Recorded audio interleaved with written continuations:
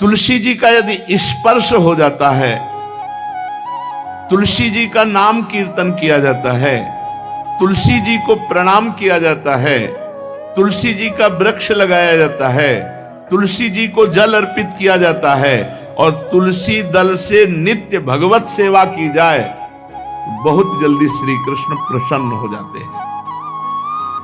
प्रतिदिन जो तुलसी जी की भक्ति करता है, तुलसी का पौधा रोप करके तुलसी जी का सिंचन करना, तुलसी जी को तिलक लगाना, तुलसी जी को माला पहनाना, तुलसी जी की परिक्रमा करना, तुलसी जी को प्रणाम करना, वो कोटि सहस्त्र युगों तक ऐसा महान सुकृत होता है कि भगवान श्री कृष्ण के नित्य समीप रहता है जो तुलसी जी की सेवा करता है। जब तक मनुष्य की लगाई हुई तुलसी की शाखा प्रशाखा, बीज, पुष्प, सुंदर दल से तुलसी जी सुशोभित होती है, तब तक हजारों कल्पों में श्री हरिधाम में रहते हुए उसका कभी पुण्य नष्ट नहीं होता। जैसे एक दिन तो 1000 कल्प, 2 दिन 2000 कल्प, वो भगवान के नित्य धाम में महान सुकृत के बल से भगवत धाम में रहेगा, जो तुलसी जी का पक्का मान लीजिए। जब स्वयं में से तो तुलसी जी रोपण करके तुलसी जी का एक वन लगाया और रोज नवीन नवीन मंजरी तुलसी दल लेकर प्रभु के चरणों में, कहीं न कहीं तुलसी जी की कृपा हुई।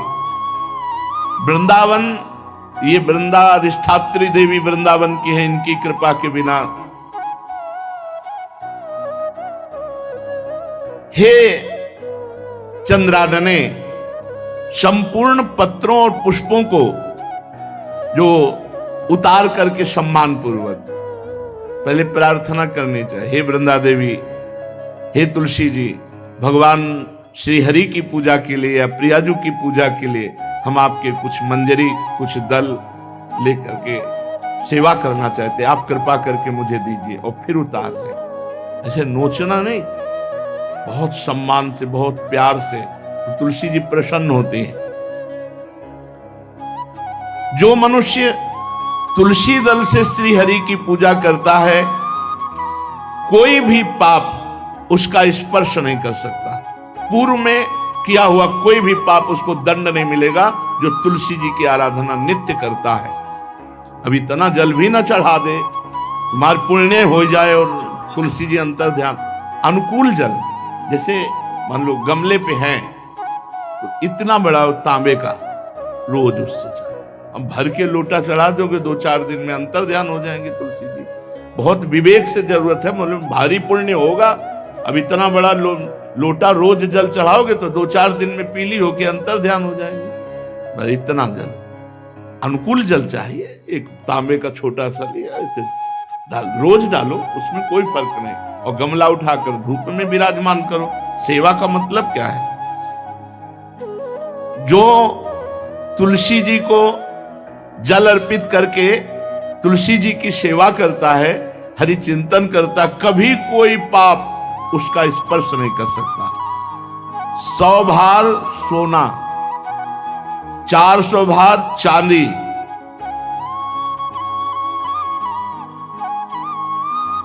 का जो दान करने का फल होता है, वो एक तुलसी दल उतार, जो अपने द्वारा लगाई हुई तुलसी दल, वो हरि के चरणों में अर्पित करो। ये 100 भार सोना और चांदी बराबरी नहीं हो सकती।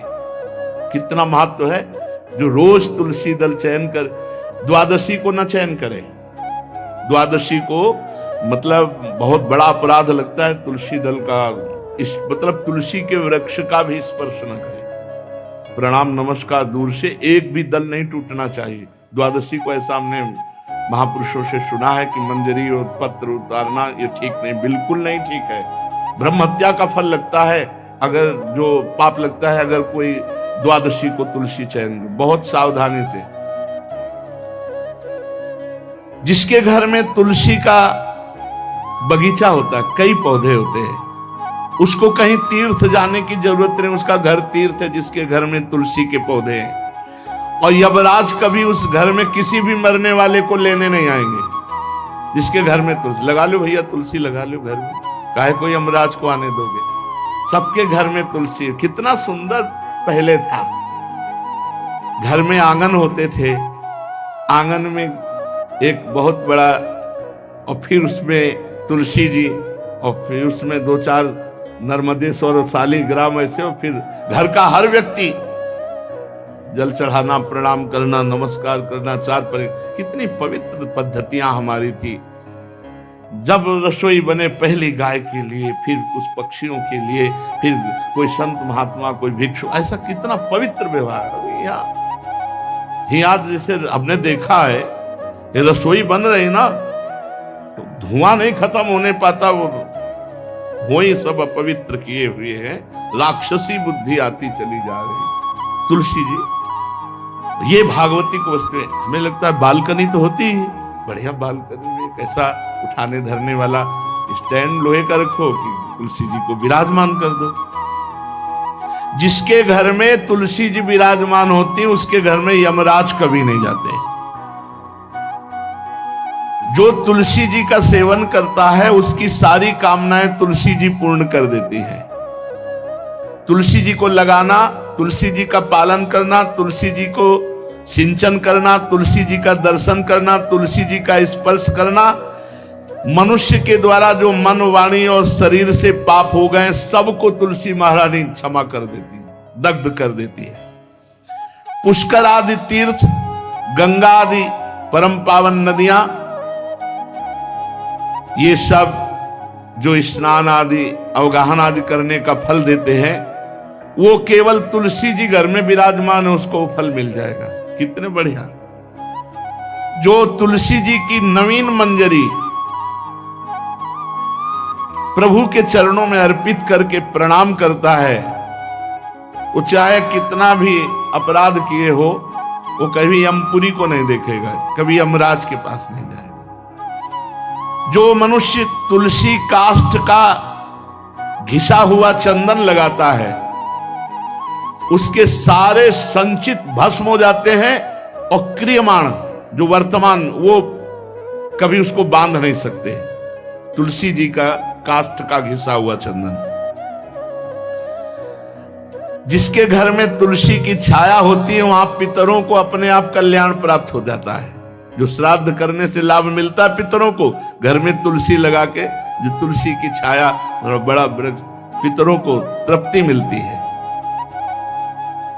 चतुर्भुज ब्रह्मा जी सारंग धनवा श्री हरि के महामहिम स्वरूप की अनुभूति करने के लिए भी कहा है कि तुलसी जी का महान महात्म्य है। अगर तुलसी जी का सेवन करे तो भगवान श्री हरि की महिमा को जान जाएगा। स्त्री हो या पुरुष, पुरुष नपुंसक नारीवा जीव चराचर कोय, सर्व भाव भज कपट तज मोहि परम प्रिय सोय।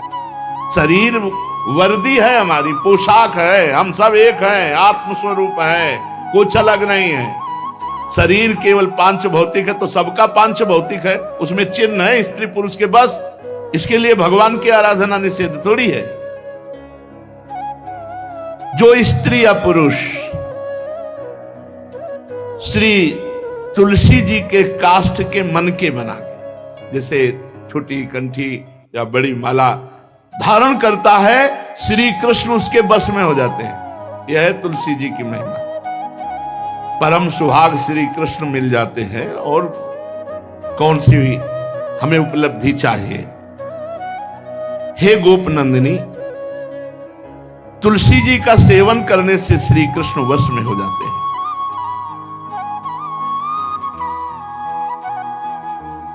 जो तुलसी की माला से नाम जप करता है, काउंटर वाली बात तो स्मृति के लिए भाई है, हम निषेध नहीं करते, नहीं बहुतों के भजन बंद हो जाएंगे, पर हम इतनी महिमा जरूर बता देते हैं कि तुलसी माला से जो नाम जप किया जाता है, उससे आध्यात्मिक सिद्धि बहुत जल्दी होती है।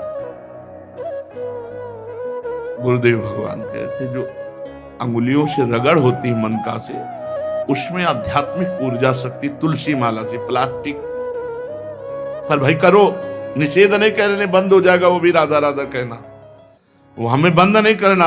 हम कह रहे तुम जैसे बने वैसे करो, लेकिन माला का बहुत बड़ा प्रभाव है। तुलसी परम पवित्र भगवान श्री हरि की प्रिया, और उनके काष्ठ को जब हम ऐसे ऐसे नाम के साथ, तो विशेष ऊर्जा शक्ति, आध्यात्मिक शक्ति हम में जागृत होती है।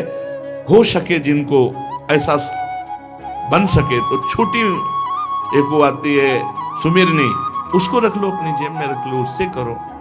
और नहीं है तो भैया तुम इसी से करो, नाम जप करो, भाव को भाव न खालसो, नाम जपत मंगल दिस दसो। सुंदर सुंदर तुलसी जी के वृक्षों के समीप बैठ करके जो अनुष्ठान किया जाए वो बहुत लाभदायक।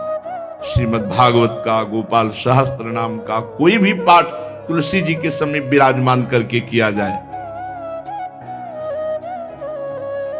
आचार्य को बुला करके तुलसी पूजन करना चाहिए, विविध प्रकार के अनुष्ठान। अरे तभी तो सब मंगल होता है।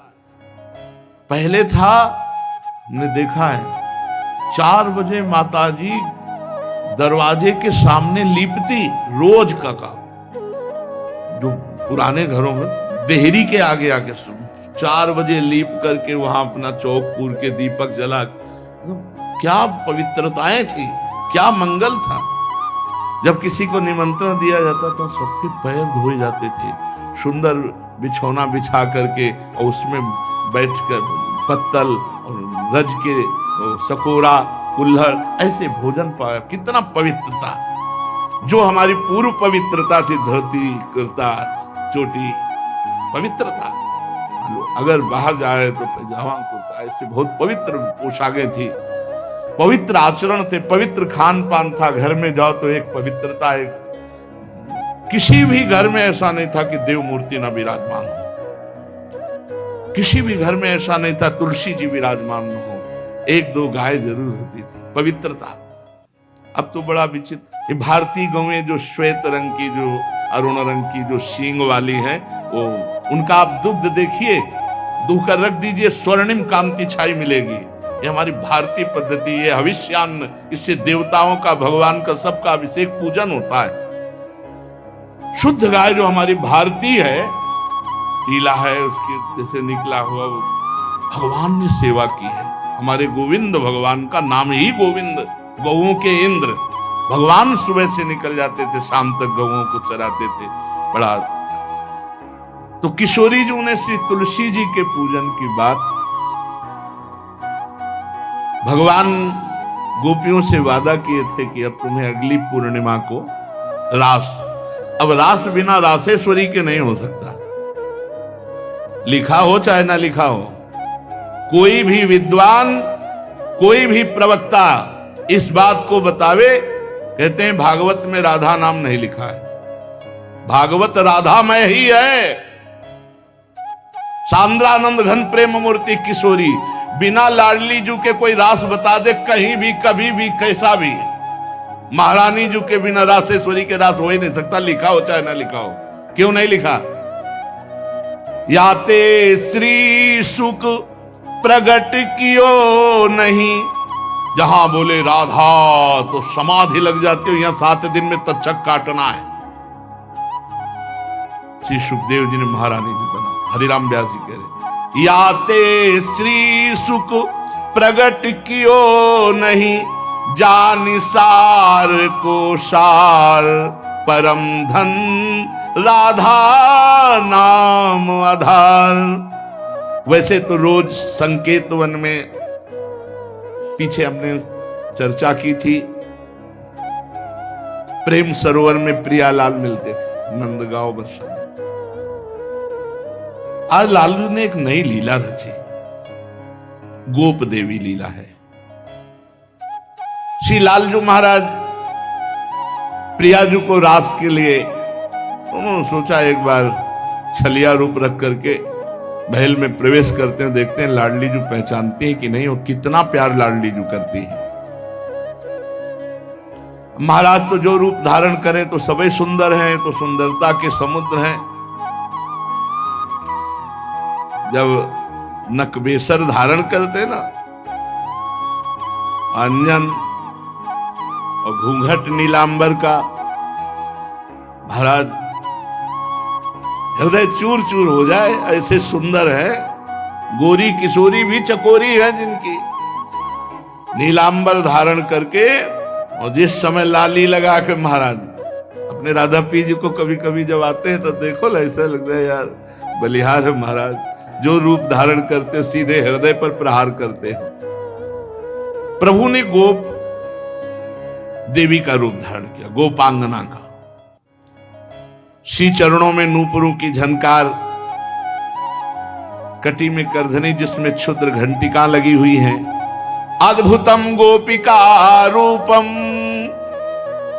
चलत झंकार नूपुरम किंकिणी घंटिका शब्द मंगुलीयक भूषितम।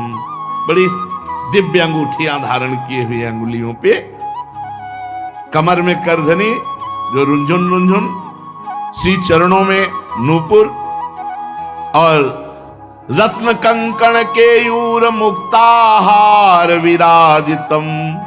कलाइयों में रत्न जटित कंगन, बीच बीच में चूड़ियां कंगन, ऐसे बाजूबंद, कंठा, मोतियों के हार और शीश फूल, केशपास, बेणी रचना, नासिका में मोती की बुलाक, बेशर और अलकावली, घुंघराली अलकावली, श्याम वर्ण के केश।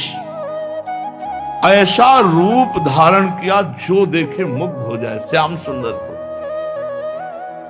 वृषभानु भवन की तरफ चले। खाई और परकोटों से युक्त वृषभानु भवन 4 दरवाजों से सुशोभित, प्रत्येक द्वार पर काजल के समान वर्ण वाले गजराज झूम रहे। राजभवन की बड़ी मनोहरता है।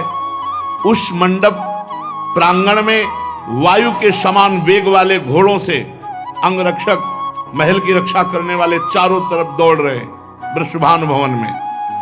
और बड़ी ही सुंदर सुंदर गवें, धर्म धुरंधर बलवान सांड रमा रहे।